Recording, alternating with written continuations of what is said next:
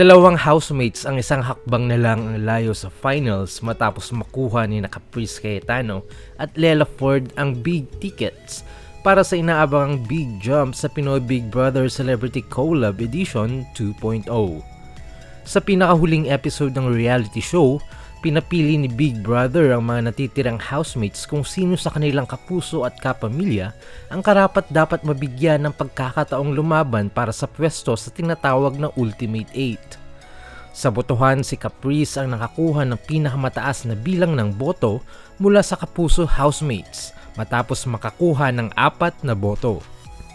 Sumunod naman sina Heath Jernales at Ashley Sarmiento na may tig-2 boto, habang tig-isa naman sina Marco Massa at Princess Alia. Sa panig naman ng kapamilya, si Lela Ford ang nanguna matapos makakuha ng 5 boto.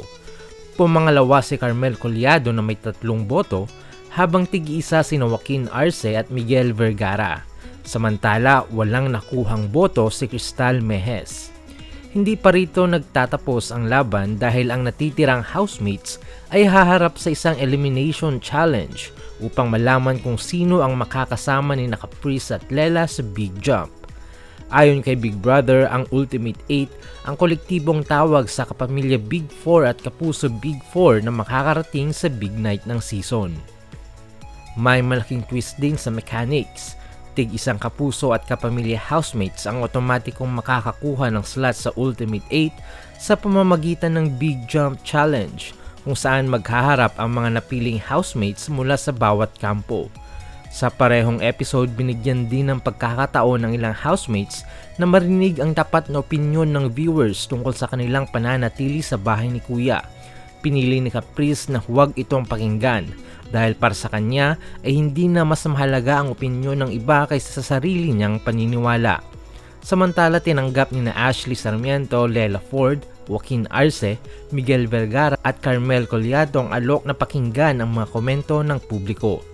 Samantala, nakatakda na ang pinakahihintay na Big Night sa February 28 kung kailan makikilala kung sino-sino ang tuluyang makakapasok sa Ultimate 8 at kung sino ang tatanghaling mga big winner ng season. Tanong ngayon ng mga manonood matapos makuha ni Caprice at Lela ang malaking pagkakataon, sila na nga ba ang susunod na makakasiguro ng pwesto sa finals? O may ibang housemate pang aangat sa mga susunod na hamon?